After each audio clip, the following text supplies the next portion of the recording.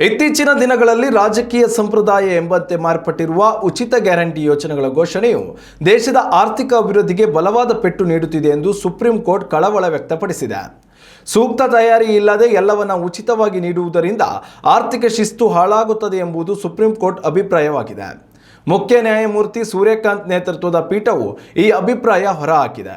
ಬಡವರಿಗೆ ಸರ್ಕಾರದಿಂದ ನೆರವು ನೀಡುವುದು ಉತ್ತಮ ಅಂಶವೇ, ಆದರೆ ಬಡವ ಶ್ರೀಮಂತ ಎಂಬುದರ ಭೇದ ಭಾವ ನೋಡದೆ ವಿವೇಚನೆ ಇಲ್ಲದೆ ಎಲ್ಲವನ್ನ ಉಚಿತವಾಗಿ ನೀಡುವುದು ಆರ್ಥಿಕ ಶಿಸ್ತಲ್ಲ. ಇದರಿಂದ ದೇಶದ ಅಭಿವೃದ್ಧಿ ಕುಂಠಿತಗೊಳ್ಳುತ್ತದೆ ಎಂದು ಹೇಳಿದೆ. ಕಲ್ಯಾಣ ಯೋಜನೆಗಳಿಂದ ಜನರಿಗೆ ಉತ್ತೇಜನ ಸಿಗಬೇಕು. ಮತಗಳನ್ನು ಆಕರ್ಷಿಸಲು ಸರ್ಕಾರ ಹಣವನ್ನು ಬಳಕೆ ಮಾಡಬಾರದು.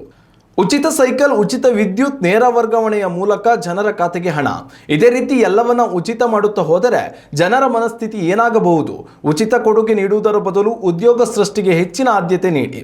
ದೇಶದ ಅಭಿವೃದ್ಧಿಗೆ ಶಾಶ್ವತ ಪರಿಹಾರವನ್ನು ಉದ್ಯೋಗ ಸೃಷ್ಟಿಯಿಂದ ಮಾತ್ರ ಬಗೆಹರಿಸಲು ಸಾಧ್ಯ, ತಾತ್ಕಾಲಿಕ ಉಚಿತ ಯೋಜನೆಗಳಿಂದ ಅಲ್ಲ ಎಂದು ಹೇಳಿದೆ. ಉತ್ತಮ ಸಂಸ್ಕಾರಯುತ ಶಿಕ್ಷಣದೊಂದಿಗೆ VSS English medium CBSE school Udupi Muddur. ನರ್ಸರಿಯಿಂದ 10ನೇ ತರಗತಿವರೆಗೆ ಶಿಕ್ಷಣದ ಜೊತೆಗೆ 5ರಿಂದ 10ನೇ ತರಗತಿವರೆಗಿನ ವಿದ್ಯಾರ್ಥಿನಿಯರಿಗೆ ಉತ್ತಮ ಹಾಸ್ಟೆಲ್ ಸೌಲಭ್ಯವೂ ಇದೆ. ನಿಮ್ಮ ಮಕ್ಕಳ ಪ್ರವೇಶಾತಿಗಾಗಿ ಈ ಸಂಖ್ಯೆಗೆ ಕರೆ ಮಾಡಿ.